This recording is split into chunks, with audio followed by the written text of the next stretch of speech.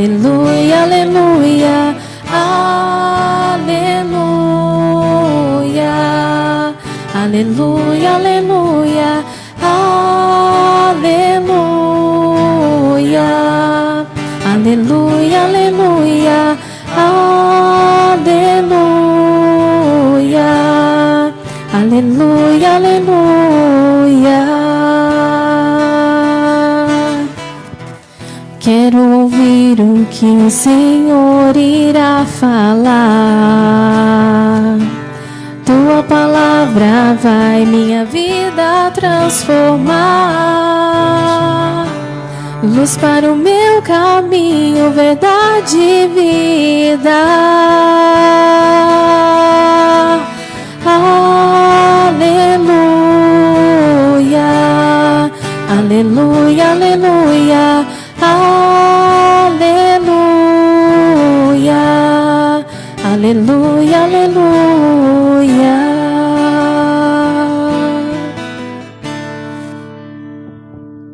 O Senhor esteja convosco. Ele está no meio de nós. Proclamação do Evangelho de Jesus Cristo segundo João. Glória a vós, Senhor. Ao anoitecer daquele dia, o primeiro da semana, estando fechadas por medo dos judeus as portas do lugar onde os discípulos se encontravam, Jesus entrou e, pondo-se no meio deles, disse: A paz esteja convosco. Depois dessas palavras, mostrou-lhes as mãos e o lado. Então os discípulos se alegraram por verem o Senhor. Novamente Jesus disse: A paz esteja convosco. Como o Pai me enviou, também eu vos envio. E depois de ter dito isso, soprou sobre eles e disse: Recebei o Espírito Santo. A quem perdoardes os pecados, eles lhes serão perdoados. A quem não os perdoardes, eles lhes serão retidos. Palavra da salvação. Glória a vós, Senhor. Que as palavras do Santo Evangelho perdoem os nossos pecados. Amém. Cantemos novamente o refrão do Salmo, que nos ajuda nessa noite a entender aquilo que Deus quer fazer, derramando sobre nós o seu Santo Espírito. Enviai o vosso Espírito, Senhor, e da terra toda a face renovar. Cantemos, enviai o vosso Espírito, o vosso Espírito, Senhor, e da terra toda a face renovar. Enviai o vosso Espírito, Senhor, e da terra toda a face renovai. É um pedido que nós fazemos ao Senhor nesta noite de Pentecostes. Nós desejamos e precisamos do Espírito Santo. Mas nessa noite nós queremos entender por quê. Por que nós precisamos pedir o Espírito Santo? Por que nós precisamos do Espírito Santo? O que é que ele vem fazer? Qual é a missão do Espírito Santo? Sabemos qual é a missão de Jesus. Jesus se encarna, se torna um ser humano como cada um de nós. Sem deixar de ser Deus, se torna humano, então ele passa a ser divino e humano, e assim sendo verdadeiro Deus e verdadeiro homem, dá a sua vida por nós na cruz, com o seu sangue inocente nos lava dos pecados, ressuscita dos mortos e sobe aos céus, concluindo a sua obra. Então a missão de Jesus, que ele continua através da igreja, se conclui com a sua ascensão ao céu, mas na verdade ela se conclui com o envio do Espírito Santo. A obra de Jesus começa com a sua encarnação e se conclui com o envio do Espírito Santo. Claro que Jesus continua agindo na igreja, conforme está em Mateus 28, versículo 20. E eis que eu estou convosco todos os dias até o fim dos tempos. Jesus não abandona a igreja dele, ele continua agindo na igreja dele. Mas na última ceia, Jesus fala com os discípulos no capítulo 16 de João.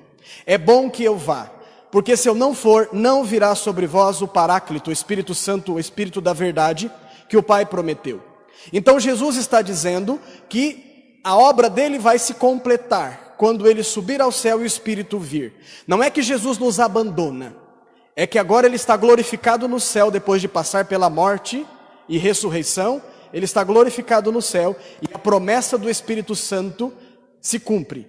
Aquilo que aconteceu no batismo de Jesus vai acontecer conosco em Pentecostes. Em Mateus capítulo 3, o texto bíblico diz que assim que Jesus saiu da água, veio sobre ele em forma de pomba o Espírito de Deus e pousou sobre ele.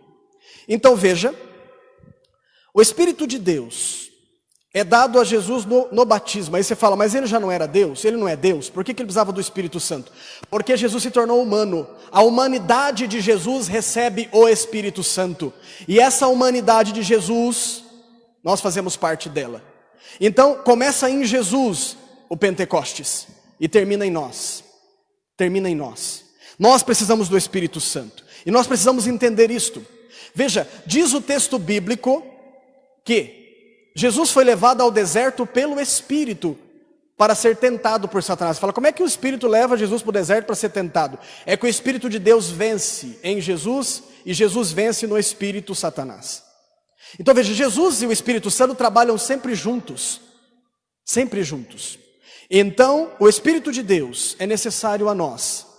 Quando Jesus expulsava os demônios, os doutores da lei começaram a dizer para ele assim, você expulsa os demônios porque você tem um demônio. Então o demônio que é o chefe dos demônios está em você. Então os demônios obedecem a ele. Jesus disse assim, peraí, se Satanás está dividido, o seu reino de Satanás está dividido contra si mesmo, se Satanás está expulsando Satanás, então o reino dele não vai ficar em pé. Que besteira é essa que vocês estão falando? Mas se eu expulso os demônios pelo dedo de Deus, Jesus chama o Espírito Santo de dedo de Deus. O reino de Deus está no meio de vós. Então, gente, o Espírito Santo de Deus é essa força, essa pessoa. Não é só uma força, não é só uma luz, não é só uma inteligência. Não, não, não. O Espírito Santo de Deus é uma pessoa. Pai, Filho e Espírito Santo. É uma pessoa que age na igreja. É a alma da igreja. Então veja, o Espírito Santo de Deus era em Jesus aquele que fazia milagre. Em Jesus operava. Jesus estava cheio do Espírito Santo. No seu batismo ele foi cheio do Espírito Santo. E agora nós precisamos também entender que no dia de Pentecostes, o mundo recebe aquilo que Jesus recebeu no batismo. O mundo recebe, o Espírito Santo é derramado sobre a humanidade. Agora nós temos que fazer aquela pergunta que foi feita no início. Por quê e para quê? Porque o Espírito é necessário a nós. Já entendemos a missão de Jesus, mas qual é a missão do Espírito? Então vamos lá. Enviai o vosso Espírito, Senhor, e da terra toda a face renovai. Por que que a terra precisa ter a face renovada? Será que o Espírito de Deus vem para renovar as árvores, os animais, as pedras, as montanhas, o céu? Não é nesse sentido que o texto está falando. A face da terra que precisa ser renovada, claro que é a criação toda. Isso vai acontecer quando Jesus voltar. Mas a face da terra que precisa ser renovada é a tua face, é a minha face. É a face que o pecado desfigurou. O pecado nos desfigurou a imagem e semelhança de Deus em nós. Veja, o que dizia, agora nós vamos começar a entender por que nós precisamos do Espírito Santo. Veja o que dizia João capítulo 20. Diz o texto bíblico que, e depois de ter dito isso, soprou sobre eles. Quem soprou? Jesus. Jesus ressuscitado, aparece no meio dos discípulos, eles estão com as portas fechadas, por medo dos judeus, porque os judeus tinham crucificado Jesus, e eles também ficaram com medo de morrer do mesmo jeito, se trancaram, mas Jesus entra, se põe no meio deles, e diz assim, recebei o Espírito Santo. Jesus sopra sobre eles e diz, recebei o Espírito Santo. Deixa eu fazer uma pergunta. Para que Jesus precisa soprar sobre eles? Não bastava dizer recebei o Espírito Santo? Por que ele precisa soprar? O que tem a ver esse sopro de Jesus com aquilo que o Salmo dizia? Enviai o vosso Espírito e da terra toda a face renovai. Por que Deus precisa renovar o ser humano? Eu já disse que essa face aqui é o ser humano que foi desfigurado pelo pecado. Então por que Deus precisa renovar o ser humano pelo seu Espírito? Porque o ser humano se desviou de Deus, se afastou de Deus e se tornou incapaz de amar do jeito certo. Se tornou um ser humano com o coração endurecido, com o coração voltado para o pecado. Quando isso aconteceu? Gênesis capítulo 3. Deus disse antes a Adão e Eva: não comam do fruto da árvore, do conhecimento do bem e do mal. Em outras palavras, não queiram ser Deus sem Deus. Não queiram ter todo o conhecimento do bem e do mal como Deus tem. Não queira se sentar no trono de Deus sem Deus. Não queira isto. Este foi o pecado de Adão e Eva.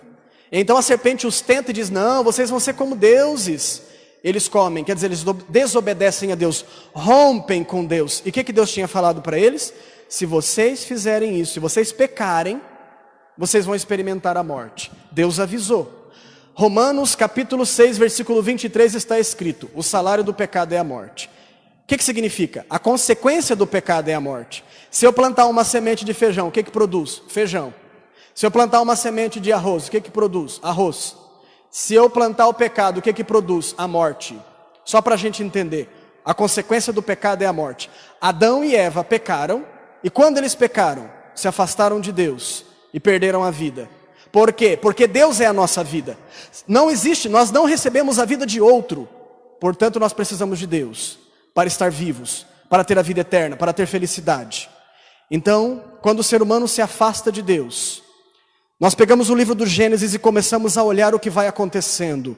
Aí nós vemos que Caim mata Abel, o próprio irmão. Aí nós vamos acompanhando e vamos vendo que começam as guerras. Nós vamos acompanhando e vamos vendo que o coração humano vai se desviando. Nós vamos acompanhando e vamos vendo no livro do Gênesis que a maldade na face da terra cresceu tanto que veio o dilúvio. A maldade na face da terra, diz o texto bíblico, cresceu tanto que veio o dilúvio. Deixa eu fazer outra pergunta.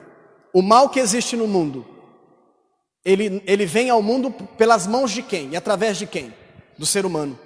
Por que o ser humano está produzindo mal no mundo? Por que tem tanta corrupção? Por que tem tanta violência? Por que tem tanto assassinato? Por que tem tanta mentira, tanto adultério, tanta prostituição, tanto isso, tanto aquilo, tanto aquilo? Por que o mundo está assim? Agora nós começamos a entender. Porque o ser humano desviado de Deus, com o coração endurecido, não é capaz de amar de um modo sadio. E como ele ama com interesse, ele faz tudo por interesse. Ele mata por interesse, ele rouba por interesse, ele não está nem aí com a dor do outro, ele se preocupa com aquilo que é interessante para ele.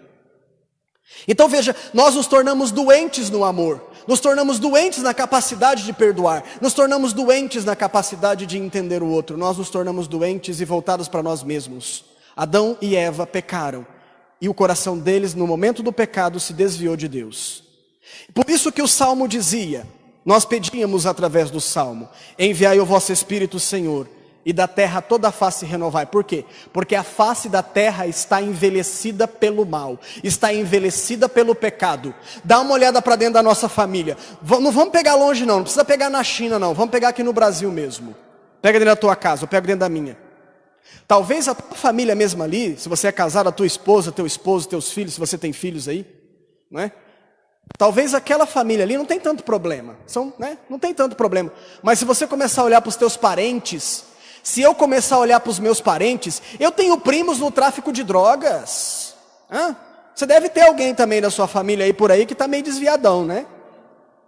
O que está acontecendo no mundo? Nós temos uma terra que está deformada pela maldade que o ser humano consegue produzir. Nós temos violência, nós temos morte, nós temos ganância, nós temos inveja, nós temos a ira, nós temos cobiça. Tudo isso está, conforme está em Marcos capítulo 7, versículo 21. É de dentro do coração humano que saem as más intenções, que saem os pecados. É de dentro do coração humano. Então veja gente, a gente fica se perguntando às vezes, por que tem tanta coisa errada no mundo? Por que o mal está no mundo? Porque o coração humano se tornou mal. E é o ser humano que produz o mal, usando o mal a liberdade dele. Responde para mim essa pergunta aí. Existe algum mal no mundo que o ser humano não tem nada a ver com ele? Tem algum mal que o ser humano não provocou indiretamente ou diretamente? Não, não tem. Todo mal que existe no mundo passou de algum modo pelo ser humano.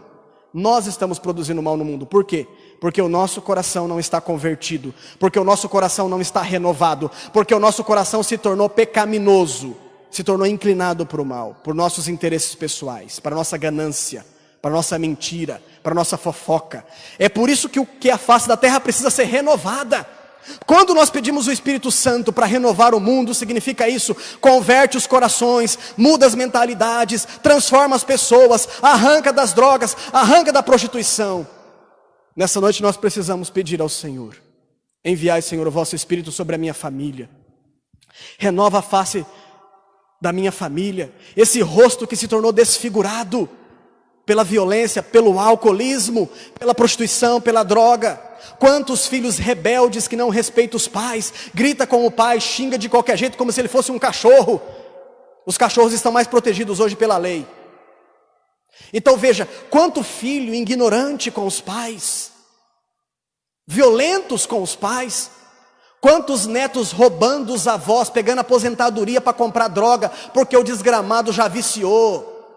E ele não consegue mais dar conta do vício dele, então ele tem que roubar dentro de casa para não roubar lá fora, porque lá fora é mais perigoso. Vai que a polícia pega, né? E vai que vai preso. Ou acontece outra coisa se for de menor, não é assim? Então tem medo, né? Mas depois o medo vai passando. Conforme nós vamos caminhando nas trevas, nós vamos aprofundando no mal, nós vamos caindo no pecado, a gente vai acostumando e vai perdendo o medo. E conforme a gente perde o medo, mais perto da morte a gente fica. Romanos 6:23, o salário do pecado é a morte. Enviai o vosso Espírito, Senhor, e da terra toda a face renovai. Agora nós começamos a entender o que significa esse sopro. Voltando aqui. E depois de ter dito isso, soprou sobre eles e disse: recebei o Espírito Santo. O que tem a ver esse sopro?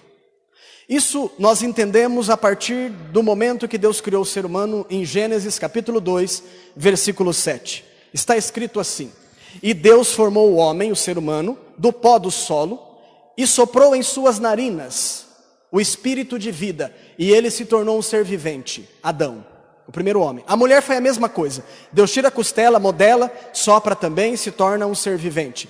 A nossa alma é um sopro de Deus. A nossa alma é imortal. Deus soprou nas nossas narinas para nos criar. É um sopro de vida que está em nós. Por isso que Ruá em hebraico significa sopro, é o nome do Espírito Santo. Ruá significa sopro.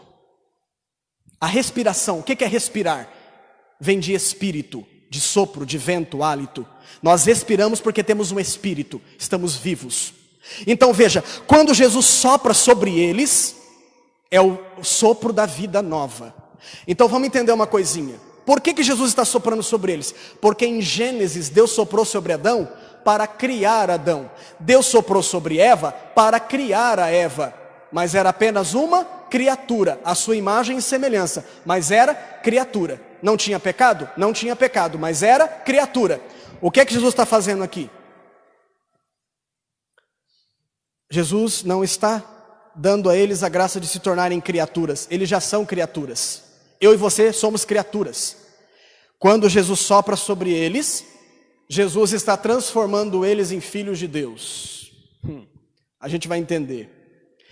João capítulo 3, versículo 3. Jesus está conversando com Nicodemos. Nicodemos vai à noite conversar com Jesus e pergunta: como é que eu faço para entrar no reino dos céus?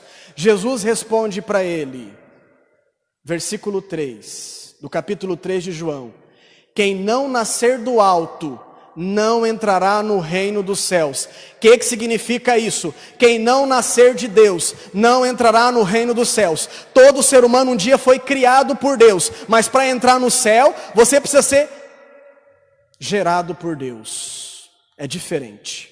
Deus não só quis criar o ser humano, Deus quis gerar o ser humano. Aí você diz assim: mas como é que Deus vai gerar o ser humano? Como é que uma mãe gera um filho? Não é no útero, no ventre? E aqui não estou desmerecendo as mães adotivas não, tá? Jesus era adotivo de São José.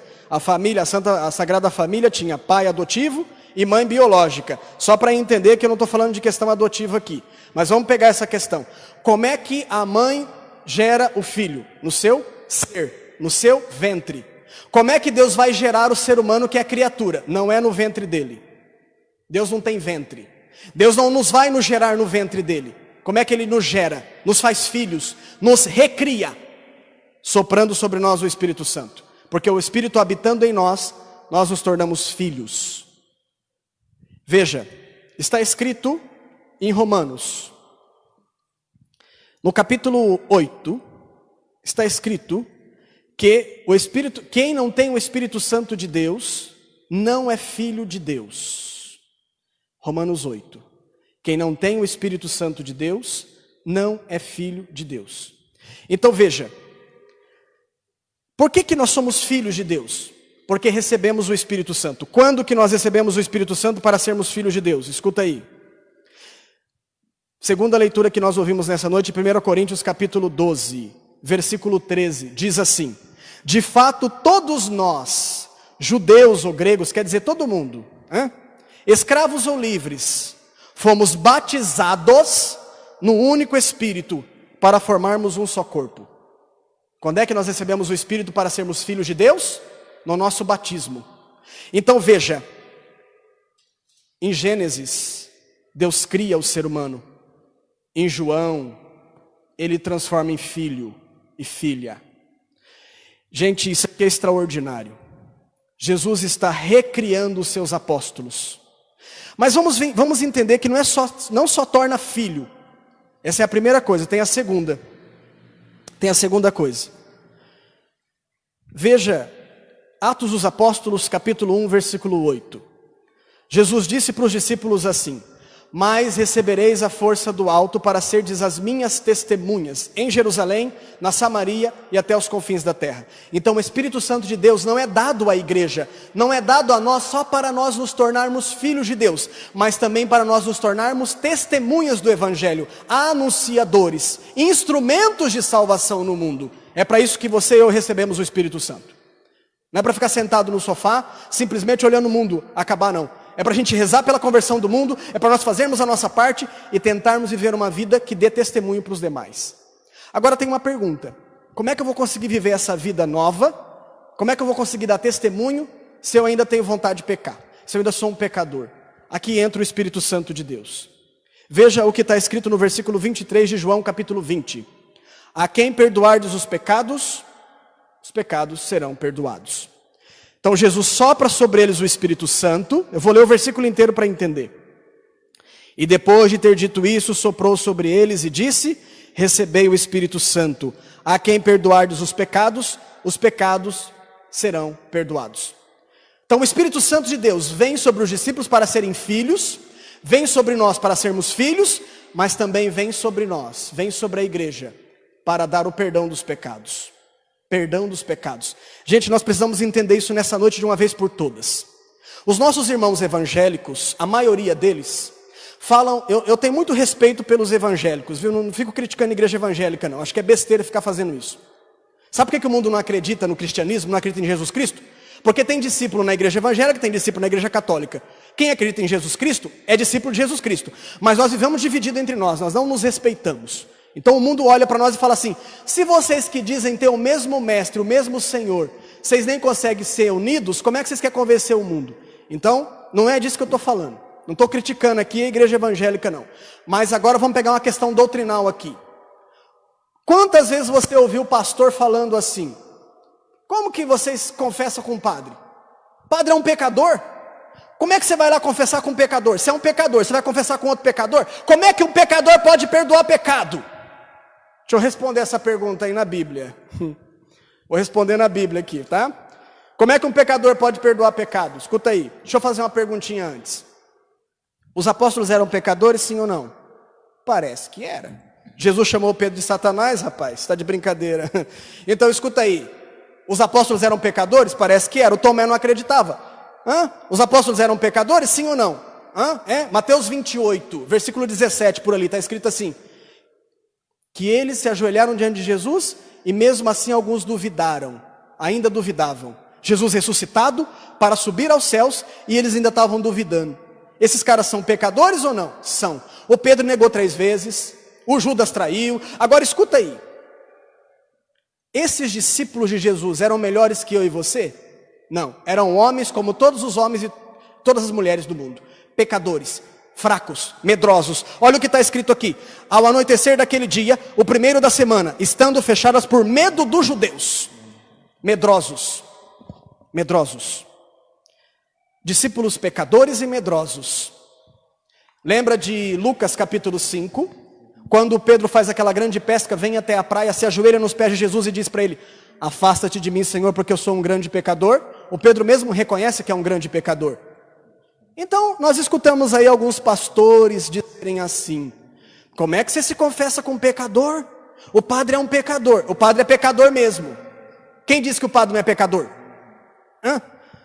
Os apóstolos eram pecadores? Também. Agora escuta aí.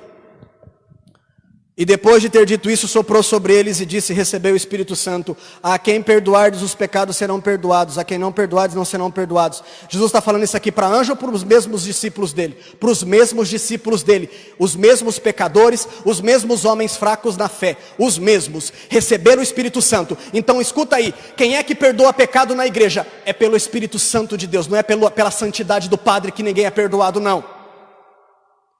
O padre é um homem como todo mundo.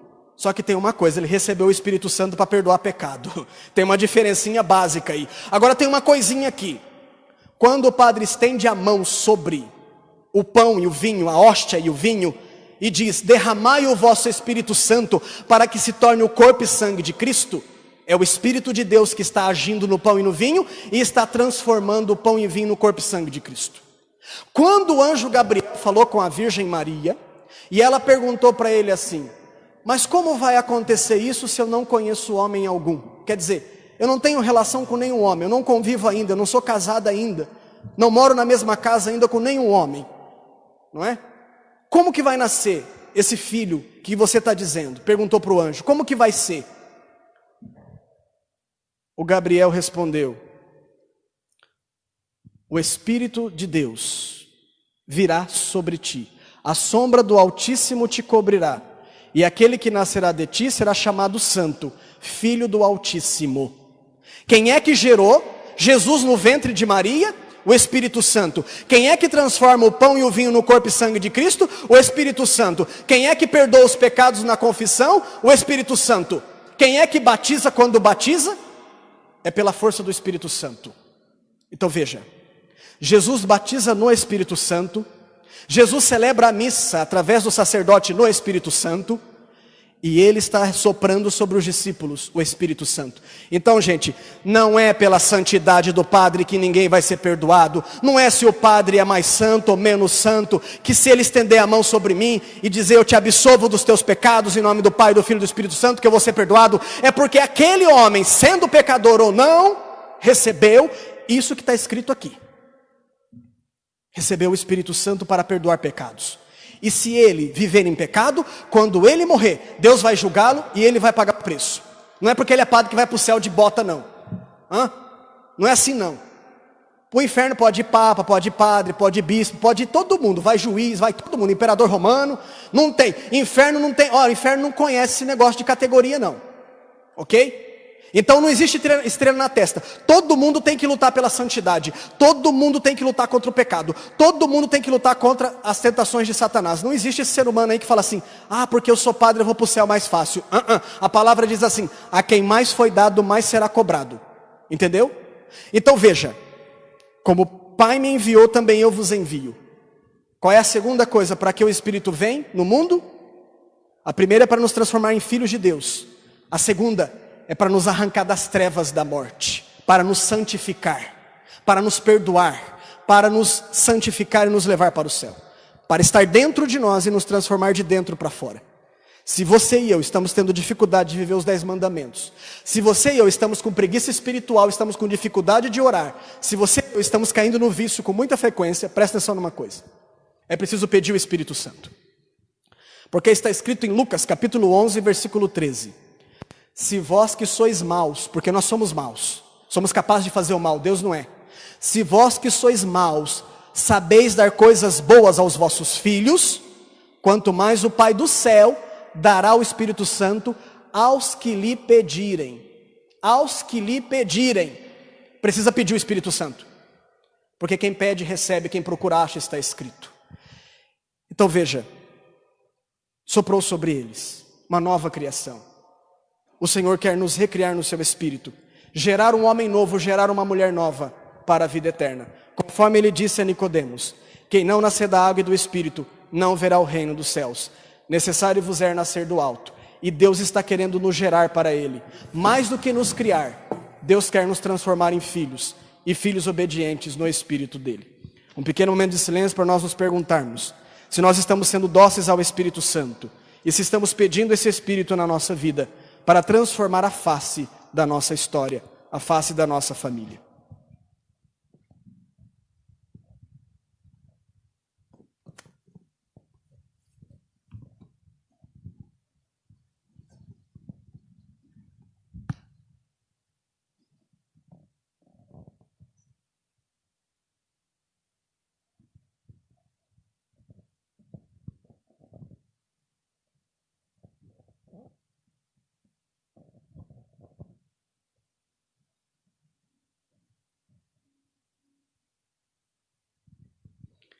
E em pé neste momento nós queremos professar a fé que o Espírito de Deus gerou em nossos corações.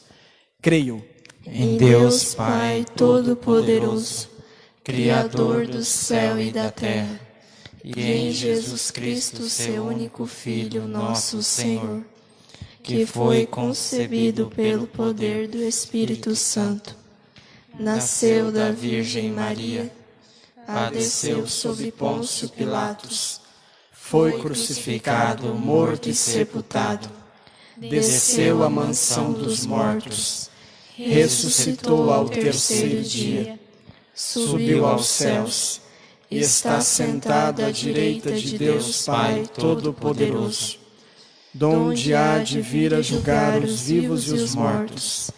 Creio no Espírito Santo, na Santa Igreja Católica, na comunhão dos santos, na remissão dos pecados,